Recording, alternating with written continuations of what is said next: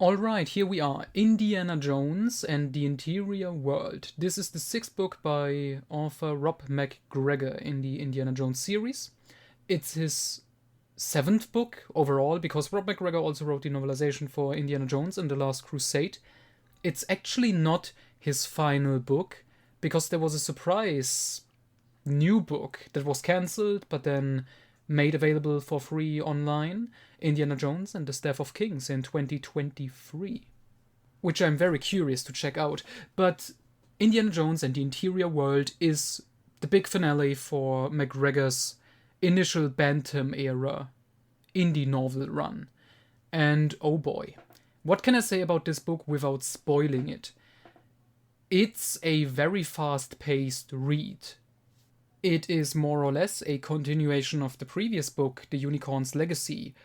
In what ways exactly, I cannot spoil, because I want people to read this, because it is pretty awesome. The story in short is just that Indiana Jones and Marcus Brody are on the Easter Islands, and they're just doing some archaeology stuff. And Indy gets caught up in a folktale about a ghost ship, while he and Marcus are on the search for a German friend of Marcus. But eventually Indy gets separated from Marcus and gets kidnapped. He has to team up with a woman and has to fight an evil cult. That's not exactly what they are, but it's a spoiler-free description.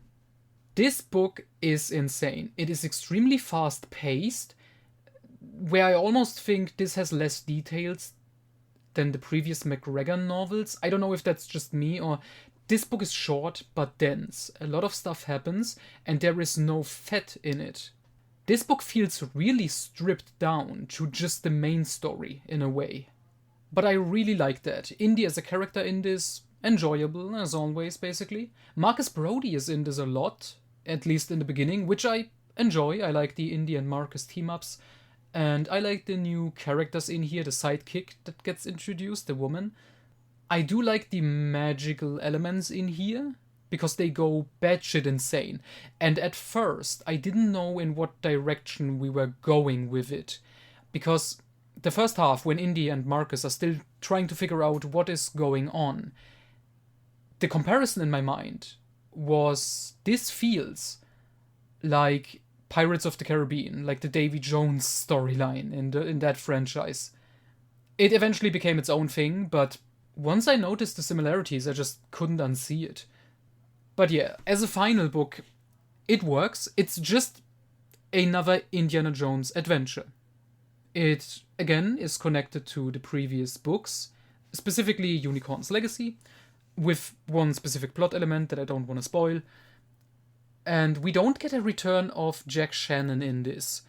And as we know, he's Indy's best friend. He was an invention of Rob MacGregor, and he played a relatively big role in some of the previous MacGregor novels. But he doesn't show up here, he just gets mentioned, but oh well. We do get the one element that makes this book feel special as Rob MacGregor's final entry, so to speak.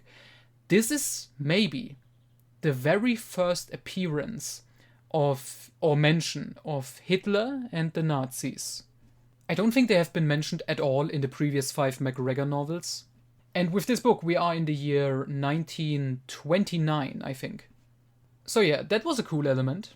Overall, I really enjoyed this book. The action is on point, there's no fat in it, it's just the story with no filler. Indy, about as good as ever as a character, I enjoy it. Marcus Brody in here, it's fine. Nice side characters. The supernatural element I enjoy because it goes so crazy. And I mean really, really crazy. And I think some people are going to be like, oh, this is too much, this is stupid, this is silly, but I guess that's why I enjoyed it. It's just fun. I would also say you don't necessarily have to read Unicorn's Legacy to understand this. This book does work as a standalone, perfectly fine, I would say. But again, I would recommend this entire series so far. I really enjoyed it, and yeah, Indiana Jones and the Interior World, I can happily recommend.